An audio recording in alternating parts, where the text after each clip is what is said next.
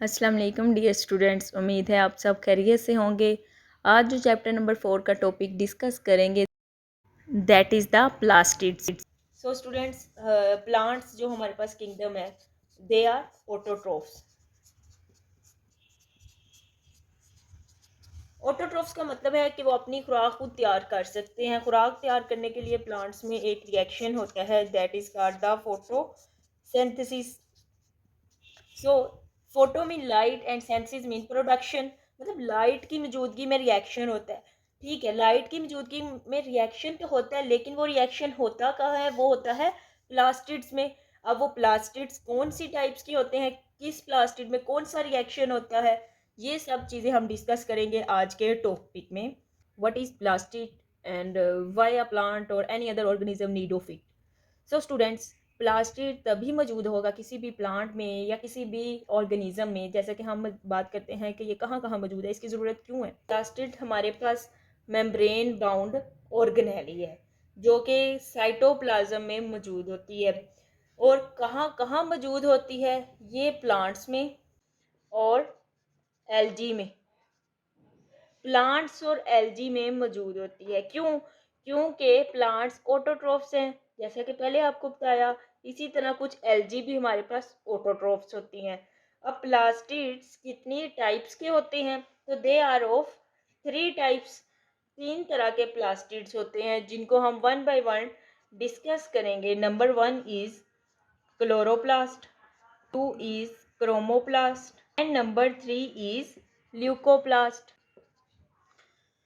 These are the 3 types of plastids. We will discuss these terms one by one.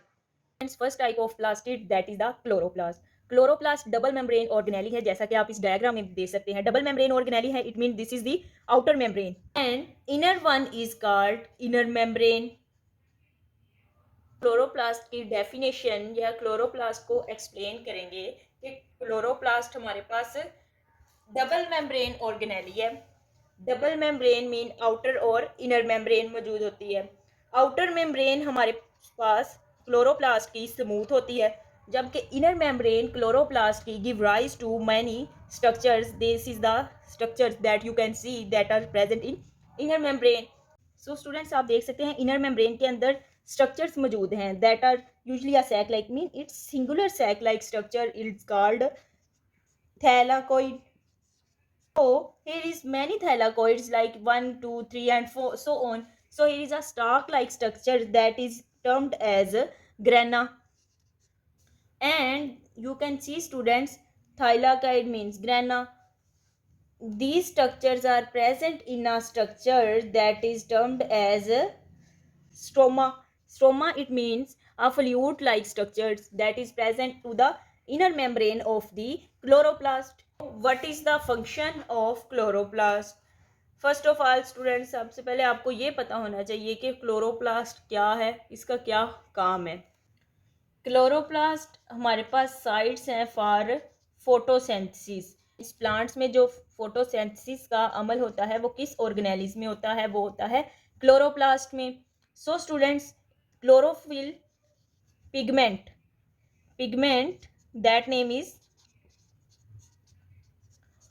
chlorophyll. It is present in plants. So chlorophyll pigment मौजूद कहाँ होता है? Chloroplast में। So plants perform करते हैं अपनी activity photosynthesis. इसके अलावा क्लोरोप्लास्ट में और भी एक्सेसरी पिगमेंट्स मौजूद होते हैं, मतलब उनकी इतनी ज़्यादा क्वांटिटी में प्लांट्स को नीड नहीं होती, लेकिन उनकी ज़रूरत ज़रूर होती है।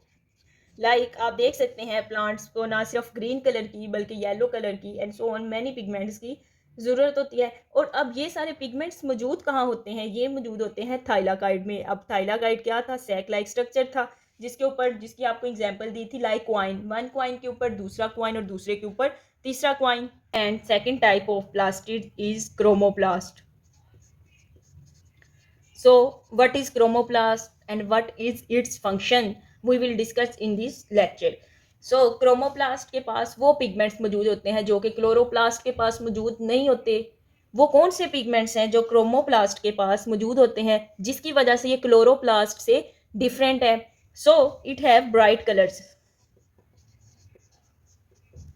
अब ब्राइट कलर्स आपने अक्सर देखा होगा, प्लांट्स को ना सिर्फ ग्रीन पिगमेंट की जरूरत होती है कि पत्ते सिर्फ सब्ज नजर आते हैं, बल्कि ये जो प्लांट्स में यानी पौधों में, दरख्तों में हमें सब्ज के अलावा जो रंग नजर आते हैं like red, green, yellow, orange, ये किस वजह से नजर आते हैं? ये प्रेजेंस ऑफ क्रोमोप्लास्ट, प्लास्टिड की टाइप की मौजूदगी की वजह से हमें प्लांट्स में अदर कलर्स नजर आते हैं। It means it is present in flower petals. कहाँ कहाँ मौजूद होता है ये? फ्लावर्स के पेटल्स में,